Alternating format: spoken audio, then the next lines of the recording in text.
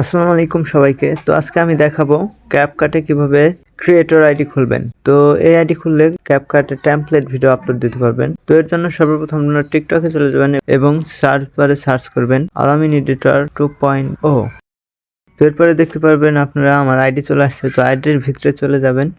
এরপরে নিচে একটা ভিডিও আছে, এটা আমি প্রিন্ট করে রাখবানি। তো এটার ভিতরে যাবেন। ওইটার ভিতরে আসার পরে দেখবেন যে ক্যাপকাট ট্রাই দিস টেমপ্লেট এটা লেখা আছে। তো সিম্পলি এটার উপরে ক্লিক করবেন। তো এটার উপরে ক্লিক করার পরে দেখবেন ভিতরে আসার পরে এখানে ক্রিয়েট অপশন আছে, ক্রিয়েট টেমপ্লেট। তো এই জায়গায় চাপ দেওয়ার পর আপনাদের অ্যাপ্লাই করার অপশন চলে আসবে। তো এখানে অ্যাপ্লাই চাপ দেবেন। এরপর আপনাকে নতুন একটি পেজে নিয়ে আসবে। এরপর অ্যাপ্লাই নাও বাটনে চাপ দেবেন।